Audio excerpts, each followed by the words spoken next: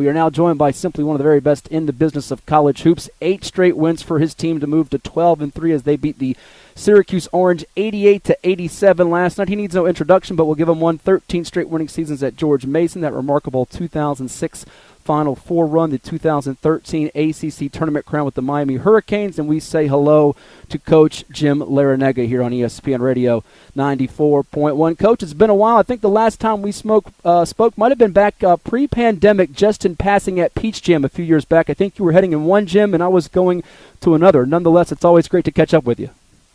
Hi, Matt. Pleasure talking to you again. Well, thank you for doing this tonight. And a pretty thrilling game last night, huh? From down 18 to winning by 1. Just how you drew it up. Yeah, that was quite a story of two halves. I thought Syracuse came out and played very, very well. We really struggled against their zone, like many teams do. Our guys were trying to figure it out. We never did figure anything out in the first half. We changed up our strategy in the second half. We started picking them up full court and pressing, trapping, trying to force some turnovers. We were fortunate enough to force the turnovers that got us right back in the game. And eventually 19 turnovers was the difference in the ball game. We ended up scoring 58 points in the second half. That's remarkable there. And, the ACC pundits had your squad pegged for 12th in the preseason. Did those experts just whiff? And do you think your guys relish that underdog role almost in a way similar to what you had at George Mason?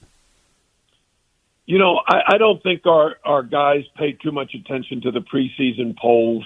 I know my staff and I, we know where we were picked, but there's too many changes in the ACC. The rosters change so much. You don't really know who's going to be able to develop the kind of consistency of performance that will lead to either an ACC championship or a battle for the title. Well, there's a number of unique players on your basketball team, Coach. And the one I want to start with is a young man from here in the Commonwealth of Virginia, and that's Jordan Miller, who ironically enough transferred to you guys from George Mason. I really felt he was under-recruited in many ways coming out of Loudoun Valley High School up in that Northern Virginia area. He had 25 points recently against NC State. Tell us what he's meant to your ball club. Well, Jordan is a terrific young man, a terrific student. He loved George Mason, but he also felt like, hey, let me try the ACC. Let me look at some of the high major schools and the power conferences. And we got involved with him. We let our feelings be known, offered him a scholarship. He's come in here and has fit like a hand in a glove. Just a perfect fit for us. He's a very team-oriented young man, hard-working. Initially, all he wanted to do was fit in, and he did. And then he moved into the starting lineup, and all of a sudden now he's feeling more and more comfortable, more and more confident. He's scoring the ball in a variety of ways. And Jordan did something last night against Syracuse that I've only had two other players at Miami do it, Shane Larkin and Angel Rodriguez.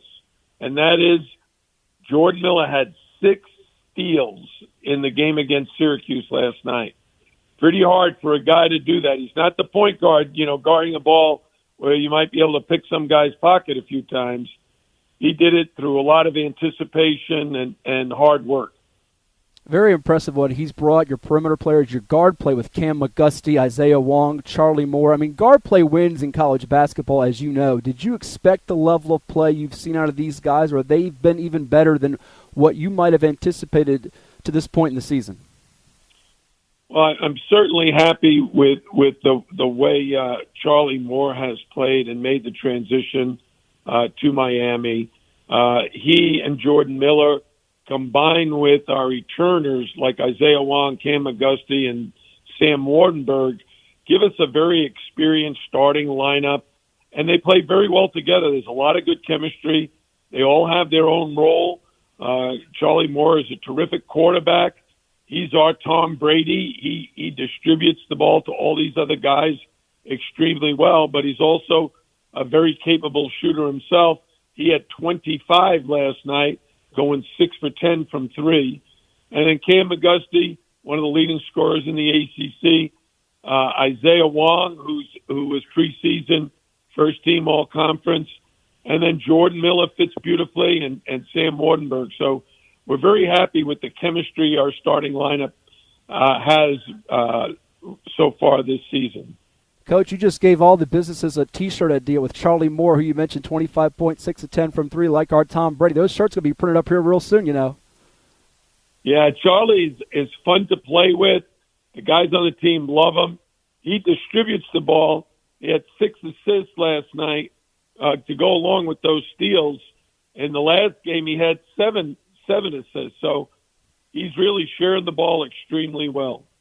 We're talking with the native New Yorker, head basketball coach of the Miami Hurricanes, whose team is red hot. 8 straight victories. That's Jim Larranaga with us here on the 7-5, 7-6 before the 12-3 Canes take on the 12-1 Blue Devils of Duke at 8 o'clock on Saturday night on the ACC Network. It's ESPN Radio 94.1 as the 2-time Colonial Coach of the Year and 2-time ACC Coach of the Year, who might become a 3rd-time ACC Coach of the Year. So kind of join us on this Thursday night here on ESPN Radio. And, Coach, how often do you reflect back to your days at George Mason, those memorable CAA battles with Old Dominion, which we carry their games, and VCU, and, of course, that magical 2006 Final Four run with Tony Skinn, Lamar Butler, Falarian Campbell, Will Thomas, Jai Lewis, and a couple of those guys are now coaching.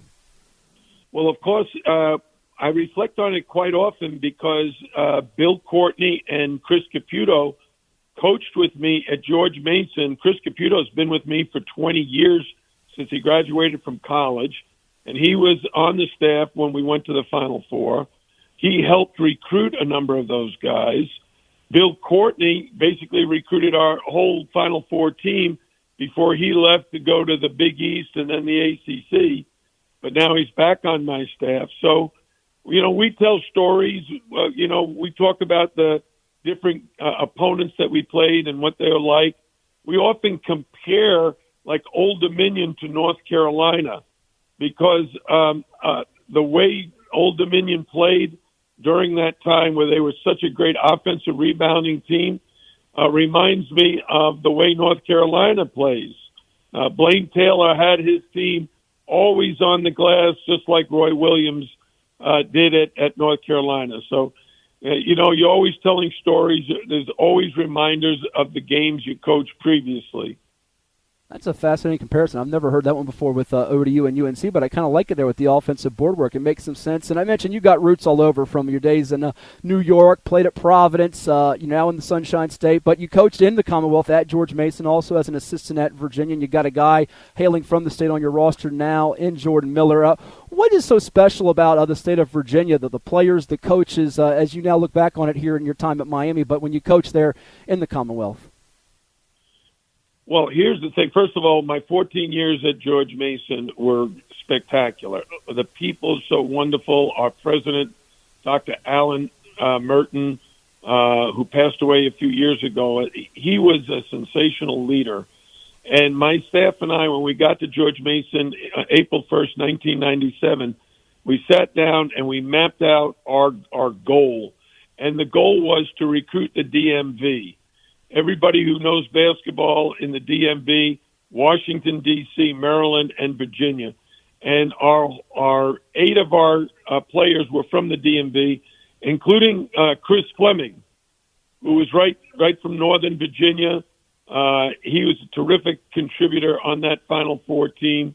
And then the other guys from the Maryland and D.C. area. So Virginia's got a lot of talent up and down the state. If you recall, we also recruited Luke Hancock, who ended up the most outstanding player in the Final Four when Louisville won its championship in 2013.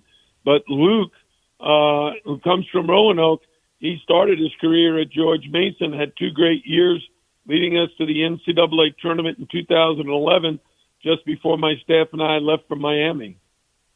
Yeah, another name that comes to mind, Coach, when you were at George Mason with your staff there, and you mentioned guys like Chris Caputo, Eric Conkle's now at Louisiana Tech, and others that you guys did a fine job with, was Daryl Monroe, who hailed at First Colonial High in Virginia Beach. You still keep up with a lot of these guys, the Monroes, the Hancocks that you coached?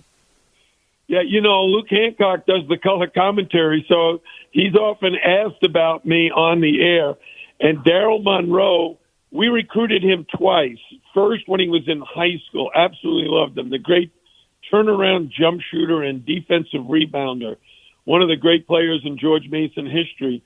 And then he went off to junior college, and we recruited him at a junior college. And fortunately for us, he joined us at George Mason, had himself 2 great years. He ended up having a redshirt a year because he had damaged his big toe. He had the same injury that Shaquille O'Neal had, and it required surgery, so he had to sit out a year. But he had 2 great years with us, and is still playing professional basketball to this day. How about that? We're talking with Jim Larranaga, head basketball coach of the Miami Hurricanes, whose team takes an 8-game winning streak into the Cameron Crazy Land coming up on Saturday night to take on Duke. It's ESPN Radio 94.1, fresh off a thrilling win over Syracuse 88-87, 4 straight home wins in the ACC. And, Coach, let's go there. Duke coming up on Saturday. We know what a terrific, talented team that Coach K has. Plenty to be worried about when you play them because they're so good and well-rounded. When you watch them, though, where are they most deadly as far as on the inside, the perimeter, offensively, defensively? What separates them in your eyes? I think what separates them from a lot of teams is the guy who sits on that sideline coaching them. Mike Krzyzewski's the winningest coach in college basketball history. He's done an amazing job. And when you think about coaching, the first thing you have to think about is what kind of recruiter is this guy? And Coach K has put together another fantastic roster. He's got probably 2 or even 3 lottery picks in that starting lineup. Everybody knows Banchero is fantastic, probably going to be the number 1 player chosen. Trevor Keels is not far behind. The rest of the team is outstanding. Wendell Moore is going to be a very high draft choice when he turns pro. So we know we got our hands full. They're great at both ends of the court. They put a lot of pressure on you with their man-to-man defense. But on offense, they're a juggernaut. They go to the basket as fast and as hard and as physical as any team in the country. That's why they're number 2 in the country right now and have a legitimate shot at winning the national championship. And such a different team from a season ago, Coach. I mean, a lot is because of COVID and so forth, but you just feel like this is more the type of team that he likes to coach, right? Well, we played them last year and beat them by 2, 70-68. And that was much more of a finesse team. Mm-hmm. You know, Matthew Hurt was really 6, 9, or 10 and a 3-point shooter. And Jalen Johnson, very athletic, but more of a ball-handling, passing front court player. Whereas these guys are bruisers. You throw Mark Williams in, he's going to be a first-round draft choice himself. You know, he's 7 feet and long and can jump and powerful in around the basket, blocking shots, rebounding, and dunking the ball. So they're a complete team, and the guy that maybe scares me the most is A.J. Griffin, who comes in off the bench. So they're loaded, and they're playing very, very well. They had a nice win the other night. They're 2-0 in league play, so hopefully, you know, we're up for the task. We're playing well right now, but we're going to have to improve our defense to compete with Duke and the Cameron Crazies.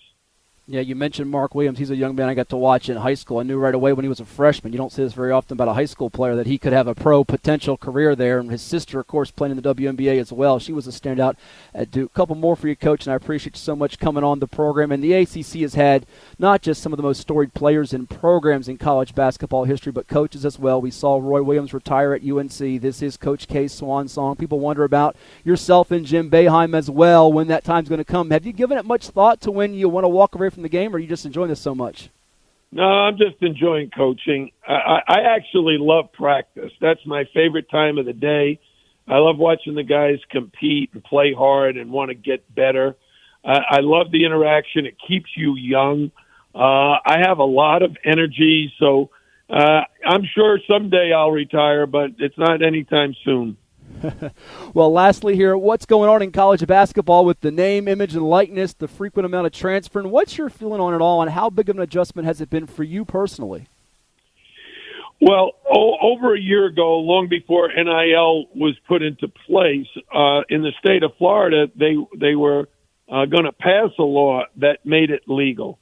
So we've been trying to study name, image, and likeness and how to put it to good use, but we're handcuffed right now in the state of Florida because the law in our state does not allow the school or coaches or anybody associated with the university to be involved. So it's up to our student athletes to hire agents and let the agents represent them and get them contracts offered. And we have almost all of our players have a deal in place. They don't all have agents, but we're hoping that that'll be a major step in the right direction under our new athletic director, Dan Radakovich, who has had tremendous success both at Georgia Tech and Clemson in the ACC, now joining us at the University of Miami. Well, that's one of the very best coaches in the business of college basketball, a two-time ACC Coach of the Year, two-time Colonial Coach of the Year, the Naismith College Coach, and AP College Coach of the Year during 2013. Jim Larranaga with us here on the 7-5, 7 at 6. Coach, thank you so much. You've done a fantastic job. Looking forward to seeing your team play on Saturday night against Duke. All the best. And before we let you run, I want to let you know that the Boo Williams crew, if you will, Boo Williams, Harry Rest, and his conglomerate of dignitaries from his travel program wanted to send their best. They were excited to hear you were coming on the program tonight, so they wanted to give you hello as well.